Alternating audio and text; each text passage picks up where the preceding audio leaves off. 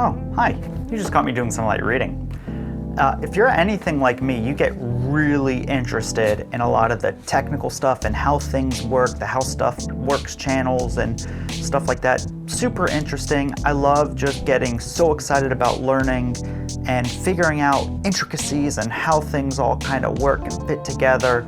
And so when I'm making these videos, they're as much for me as they are for you. I like picking a topic, learning about it, digesting it, and then feeding you the information like you're my baby birds. Fun fact, this is the second time I'm recording this video. The first time, it came across too dry.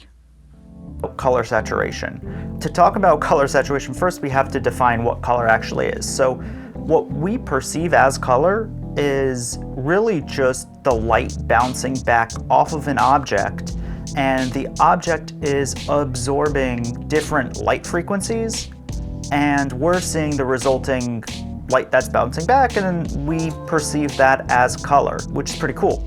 So now that we know what color is, we can define what color saturation is. So what is color saturation? Color saturation is the intensity of the color, is the purity of it. Fully saturated means the color at its purest. As the saturation increases, the purity gets cleaner and cleaner. As the saturation decreases, it gets more mixed up with more things that are going on, more light around it, and that purity of color degrades. Higher saturated images often are more vivid, they're rich, they're bright colors, versus say low saturated images might be grayscale, they might be washed out or more dull. So there's some real world examples where you can see, over and under saturation in everyday life is like say cell phone pictures. A lot of the pictures that you see taken with a cell phone bump up the saturation to try to give it more of that vivid, exciting look. But if you notice in real life, they don't actually look like that. But when you take a picture, it bumps it up a lot. Apple does that a lot with their iPhones. They increase the saturation. Another example is if you look at, like, say, black and white, they're removing all the saturation so that way there's a lot more emphasis put on the subjects themselves. Now, a benefit to the oversaturation can be to give you a sense of pop and excitement and vivivity, if that's a word, vividness, versus desaturating something can give you a sense of, like, say, dullness or softness.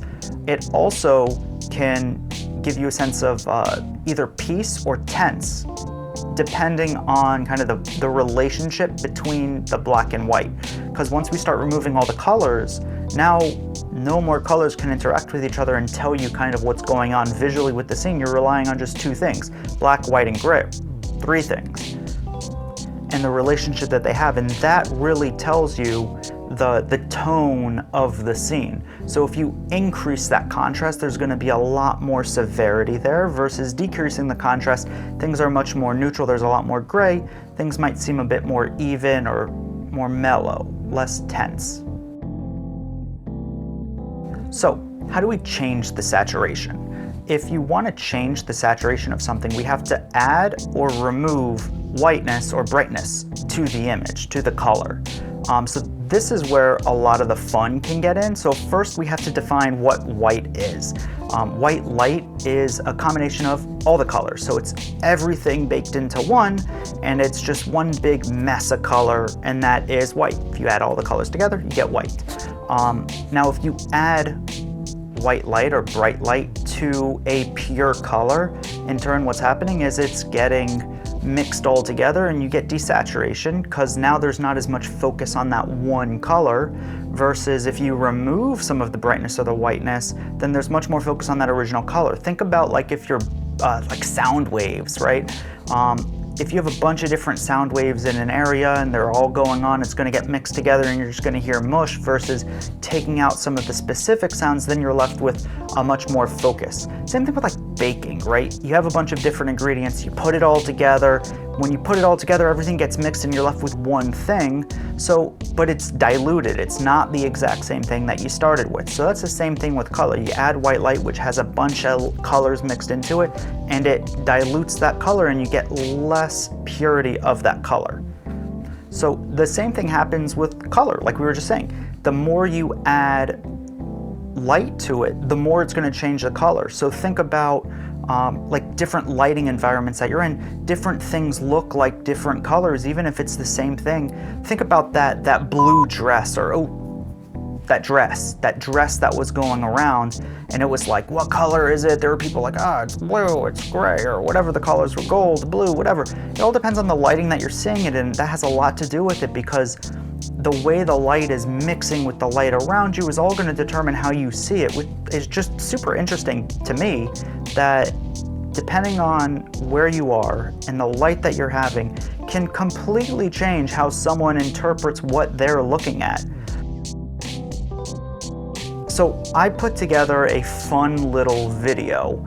I didn't take the video, I found it on Pexels, which is free, and I put together this little video showcasing what you can do with saturation and the different increases and decreases, and there's some fun stuff in there, boosting specific colors and reducing certain colors, and seeing just kind of how it all kind of fits together and what you can do with it creatively. Enjoy.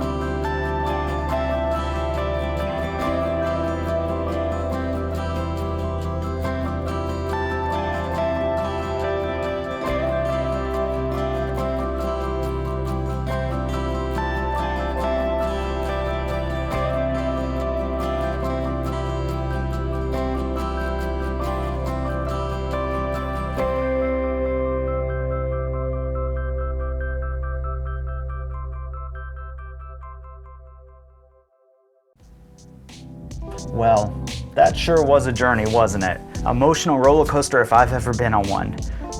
A point that I really want to get across with this video and that demonstration and just this talking and just having fun with stuff is that with this, saturation is a tool. It really comes down to how you use it. You can either use it to oversaturate something and give it a lot of pop and a lot of feeling and a lot of energy, or you can desaturate and really suck a lot of the energy out of the scene, and then you can kind of control it according to what you're trying to do. So I wouldn't say oversaturation is a good thing or a bad thing. I wouldn't say undersaturation is a good thing or a bad thing. It really comes down to how you use it. Now, if you enjoyed this video, you may enjoy this video up here where we talk about different techniques for holding your phone, and that video down there where I talk about being color stupid. Little dance, color dance, color dance, color dance. Just in case you're curious, this book is called Integrated Circuitry. Device Electronics for Integrated Circuits. It's a real page turner. Seriously, check it out.